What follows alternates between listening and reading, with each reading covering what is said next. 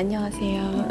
저는 동대문구 리포터 윤영경입니다. 박세미나라이고요. 네. 지금 용신동 주민센터에서 근무하고 있고 사회복지직으로 근무를 하고 있고 지금 일한 지는 한 5년 정도 됐습니다. 주로 하시는 업무는 네. 어떤 업무를 하세요? 자가격리자 생필품 지원비 지원 업무랑 긴급복지 업무를 하고 있고 사례관리 총괄 하고 있습니다. 여기 계시다 보면 방문하시는 아. 분들이 많으신가요? 하루에도? 용신동 자체가 신설동이랑 용도동을 합쳐서 만든 동이라서 복지 대상자 수 자체가 많아서 방문하는 횟수가 많은 것 같습니다. 하루에 가장 많이 민원인을 상대했던 게 한 몇 명 정도 되시나요? 제일 많이 받았을 때가 2명이서 받았는데 한 200명 정도까지 간 적이 있었던 것 같아요. 그때 왜 그렇게 많이? 연초기도 했고 설날 명절도 겹쳤고 복지 대상자분들에게 따로 추가로 이제 명절 지원비라고 해서 나가는 게 있거든요. 네. 계좌가 안 되시는 분들이 많으셔가지고 현금으로 받으시는 분들이 많으셔서 정신없었던 것 같아요. 현재 업무를 몇 분이서 분담하고 계신 거예요? 복지 대상자를 관리하는 직원 8명인데 8명이서 1600세대를 관리를 하고 있어서 좀 직원이 좀 더 있었으면은 좀 더 세부적인 관리를 할 수가 있을 것 같은데 그 점이 좀 많이 아쉬워서 네. 그럼 일하시면서 뭐 특이했던 에피소드 있으신가요? 지속적으로 사실혼 배우자로부터 폭행을 당하시는 분이 계셨는데 폭행이 학습이 되다 보니까 처벌 의사도 본인이 없으셔서 주변에서 경찰 신고를 해도 피해자가 동의를 하지 않으면 처벌을 할 수가 없거든요.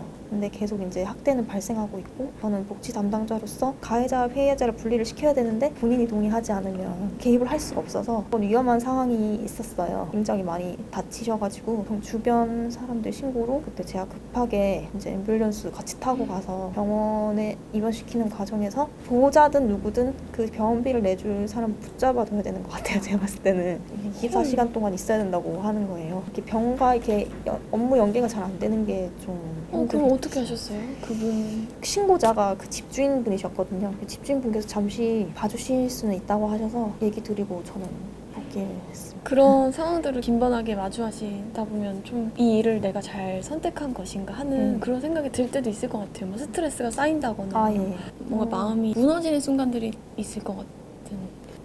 약간 이제 사회복지로 공부할 때 너무 감정이입을 하지 말라는 그런 게 있고 공부할 때 그런 게 있거든요. 의사 선생님들처럼. 그러니까 너무 이게 대상자에게 개입을 하면은 본인도 건강한 마인드를 가질 수 없기 때문에 어느 정도 분리하는 그런 자세를 가지도록 그 공부를 하거든요. 최대한 어떤 식으로 해결할 것인가를 먼저 생각을 하는 것 같아요. 공감도 하지만 이 해결책을 빨리 찾아야겠다. 요즘에 가장 힘든 게 무엇인가요? 물론 이제 여러 가지 업무가 있긴 한데 요즘 코로나 상황이 좀 많이 심각해서 자가격리자나 확진자분들이 많다 보니까 생필품비나 생활지원비 신청이 많이 들어와서 그 부분이 좀 힘든 점인 것 같습니다. 생필품 지원비가 물품으로 받거나 아니면 그 현금으로 받거나 이렇게 둘 중에 선택을 하실 수가 있는데 물품 같은 경우에는 제가 직접 그분이 원하시는 물품을 사서 아 진짜요?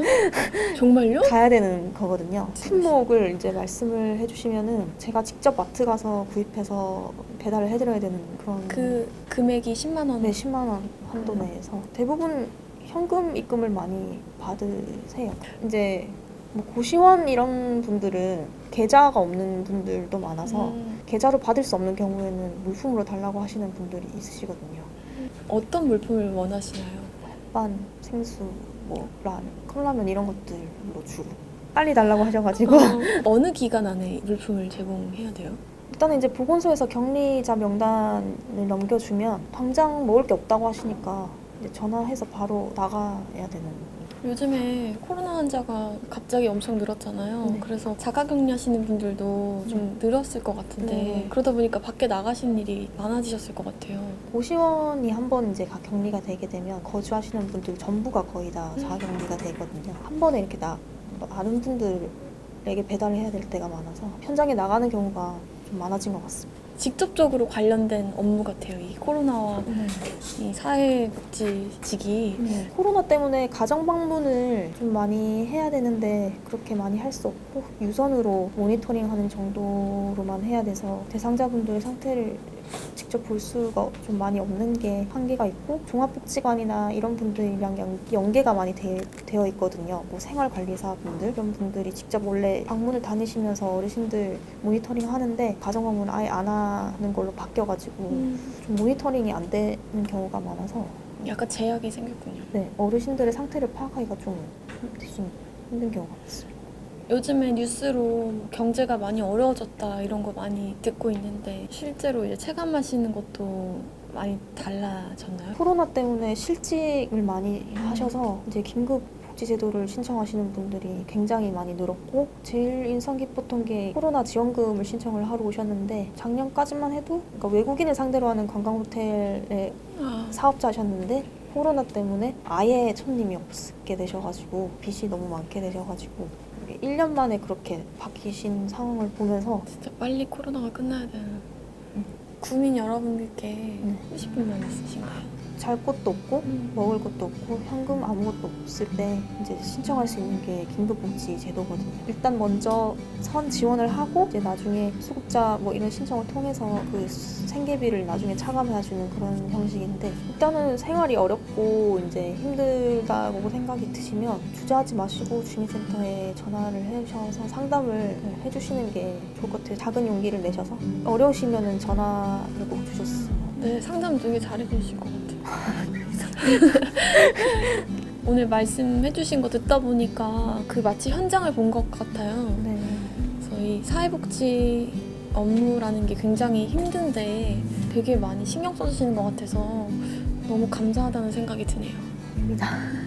앞으로도 저도 주변을 좀 신경 쓰면서 사는 태도를 가져야겠습니다. 감사합니다.